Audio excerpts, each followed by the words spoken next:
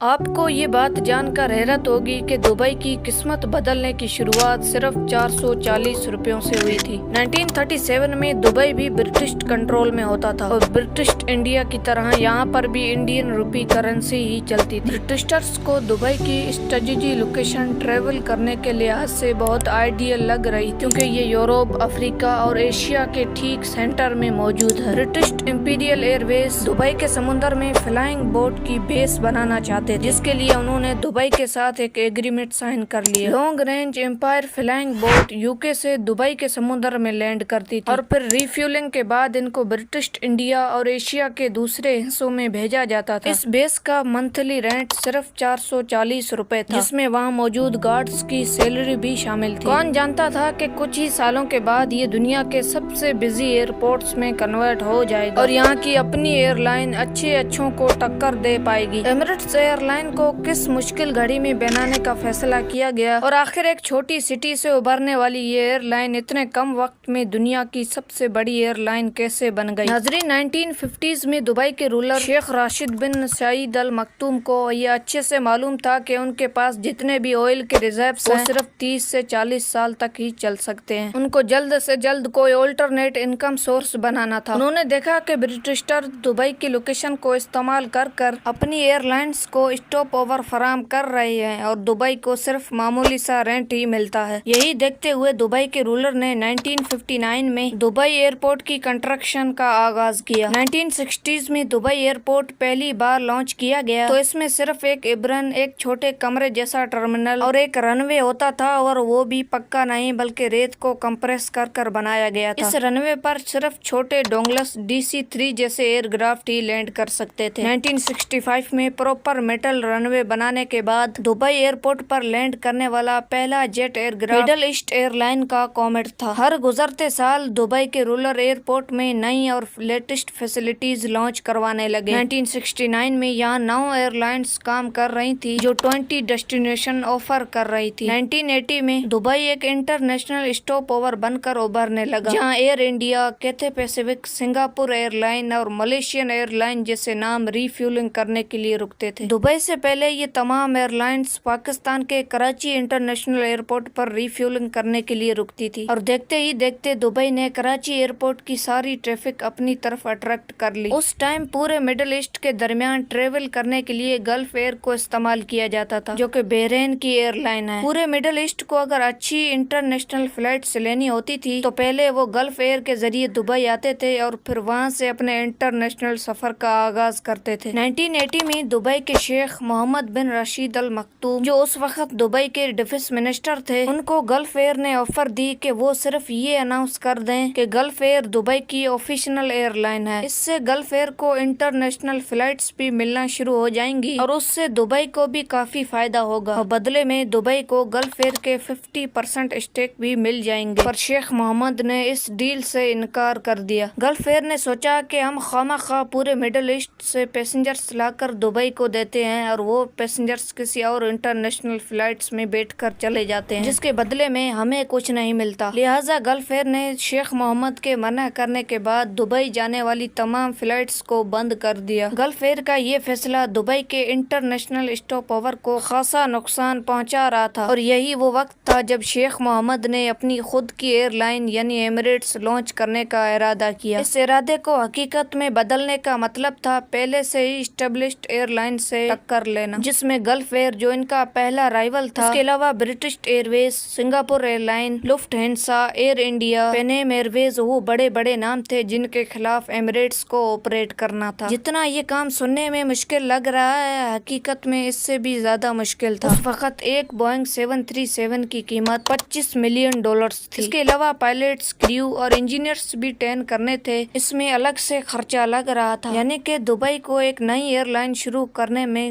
کم سے کم $6 سے $7 کروڑ خرچ کرنا پڑ رہے تھے، اور اس کے بعد بھی ایئر لائن چلے یا نہیں۔ یہاں پر دبئی کے شیخ نے اسمارٹلی کھیلا اور پاکستان سے مدد مانگی۔ پاکستان انٹرنیشنل فلائٹ PIA نے دبئی کو 2 بوئنگ 737-300 لیز پہ دیے۔ ان جہازوں پر ایمریٹس کی برانڈنگ کی گئی، جبکہ पायलट्स, क्रू और इंजीनियर सब कुछ PIA का था। इन जहाजों को चलाया तो एमिरेट्स के नाम पे जाता था, लेकिन मैनेजमेंट सारी PIA की थी और इस काम के लिए दुबई के शेख ने PIA को $1 करोड़ अदा किए, यानी कि जो काम $7 करोड़ में होना था वो अब 1 में हो गया। एमिरेट्स की पहली फ्लाइट 25 अक्टूबर 1985 को दुबई से कराची तक गई और उसके बाद मुंबई, दिल्ली, कोलंबो, ओमान और कायरो जैसी डेस्टिनेशन को भी शामिल कर दिया गया। एमिरेट्स के पहले ही साल में 2,60,000 पैसेंजर्स ने सफर किया और उसी पहले साल के दौरान शुरुआती $1 करोड़ की इन्वेस्टमेंट बाहर निकल आई। 1987 में जब एमिरेट्स ने खुद के एरोप्लेन्स खरीद लिए तो PIA को उनके प्लेन्स वापस कर दिए गए। 1990s की शुरुआत में गल्फ वॉर के दौरान जहां बाकी तमाम एयरलाइंस ने मिडल ईस्ट के ऑपरेशंस बंद कर दिए थे, वहीं एमिरेट्स ये मौका अपने हाथ से नहीं गंवाना चाहती थी। गल्फ वॉर के आखिरी 10 दिनों में मिडल ईस्ट या अरब कंट्रीज के दरमियान अगर कोई एयरलाइन ऑपरेट कर रही थी तो वो कोई और नहीं बल्कि एमिरेट्स एयरलाइन ही थी। इस तरह एमिरेट्स ने उन पैसेंजर्स को भी टारगेट किया जो नॉर्मली कॉम्पिटिटर एयरलाइन को इस्तेमाल किया करते थे। नए पैसेंजर्स ने एमिरेट्स में वो फैसिलिटीज भी पाई जिसके लिए दूसरी एयरलाइंस एक्स्ट्रा चार्ज करती हैं, जैसा कि personal entertainment system, luxury cabins और बेहतरीन डाइनिंग। ये चांस एमिरेट्स को तरक्कियों की नई ऊंचाइयों तक ले गया। बाद में एमिरेट्स ने लॉयल पैसेंजर्स के लिए स्काई बोट प्रोग्राम भी लॉन्च किया। अब इंटरनेशनल पैसेंजर्स के साथ साथ दुबई की बढ़ती हुई पॉपुलैरिटी ने भी एमिरेट्स एयरलाइन की सक्सेस को नेक्स्ट लेवल तक पहुंचा दिया। बल्कि ये भी कह सकते हैं कि दुबई की पॉपुलैरिटी के पीछे भी काफी हद तक एमिरेट्स का ही हाथ रहा है। वो ऐसे कि दुनिया में सबसे ज्यादा इस्तेमाल होने वाला flight route Europe to South East Asia और ऑस्ट्रेलिया है। अगर यूरोप टू ऑस्ट्रेलिया की एग्जांपल ली जाए तो ये एक दूसरे से 14,800 किलोमीटर दूर है। ये इतना बड़ा डिस्टेंस कोई भी फ्लाइट डायरेक्ट कवर नहीं कर सकती। इसमें ज्यादातर फ्लाइट्स को कहीं न कहीं रिफ्यूलिंग के लिए स्टॉप लेना पड़ता है। इस रूट पर सबसे ज्यादा फायदा एमिरेट्स एयरलाइन को होता है, क्योंकि एमिरेट्स ने अपना हब दुबई इंटरनेशनल एयरपोर्ट को बनाया हुआ है, जहां दूसरी फ्लाइट को स्टॉप ओवर करने के लिए एयरपोर्ट्स को एक्स्ट्रा फी पे करनी पड़ती है। वहीं एमिरेट्स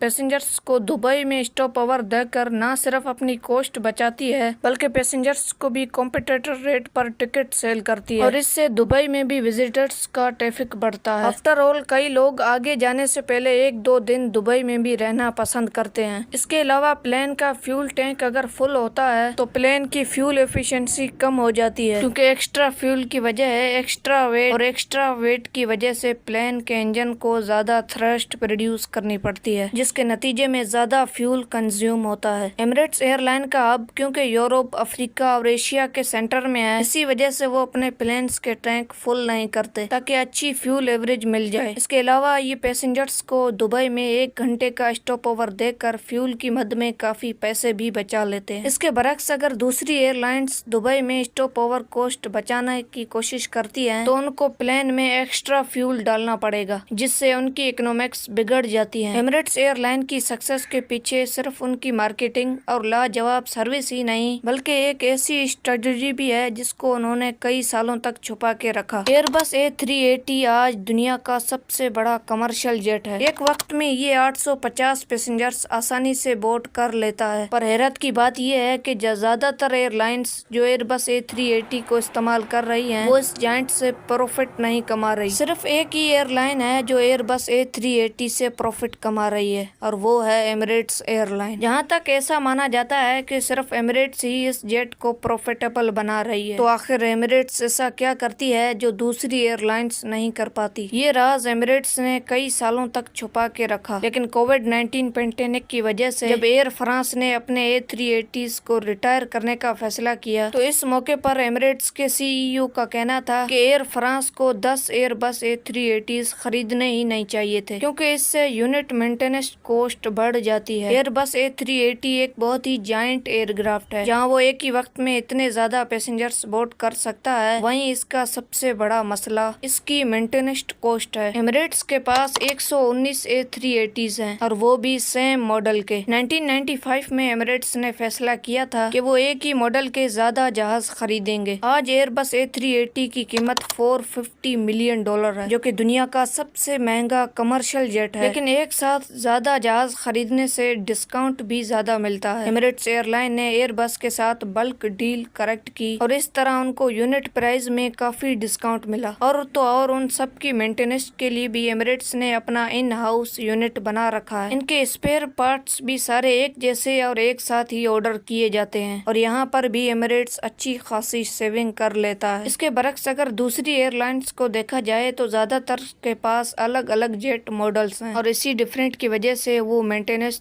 थर्ड पार्टी ऑपरेटर से करवाते हैं, जिसका मतलब है कि वो एक्स्ट्रा खर्च करते हैं। आज एमिरेट्स दुनिया का सबसे बड़ा ना सिर्फ एयरबस A380 का ऑपरेटर है बल्कि बोइंग 777 की कलेक्शन में भी पहले नंबर पर आता है। एमिरेट्स के पास 119 A380 और 148 बोइंग 777 है। यहाँ तक कि एयरबस A380 के जितने भी यूनिट दुनिया में मौजूद हैं उनका 50% सिर्फ एमिरेट्स ऑपरेट करता है। ये मिडिल ईस्ट की सबसे बड़ी पैसेंजर्स पर किलोमीटर के हिसाब से दुनिया की चौथी और टन किलोमीटर के हिसाब से ये दुनिया की दूसरी सबसे बड़ी एयरलाइन कहलाई जाती है। 1998 से लेकर आज तक 4000 अरब पैसेंजर्स एमिरेट्स को इस्तेमाल कर चुके हैं और इसी पीरियड के दौरान एमिरेट्स 3.5 करोड़ टन का कार्गो डिलीवर कर चुका है। ये दुनिया की वाहिद ऐसी एयरलाइन है जो अपनी हिस्ट्री में कभी भी घाटे में नहीं गई। देखा जाए तो हर साल इन्होंने 260 करोड़ धर्म या फिर 5900 करोड़ रुपयों का एवरेज प्रॉफिट रिकॉर्ड किया है और इसका सबसे बड़ा क्रेडिट किसी और को नहीं बल्कि दुबई के रूलर शेख मोहम्मद बिन रशीद अल मखतूम को ही जाता है। उम्मीद है आपको वीडियो अच्छी लगी होगी। वीडियो अच्छी लगी है तो लाइक कर हमारे चैनल को जरूर सब्सक्राइबर करें। मिलते हैं अगली शानदार वीडियो में।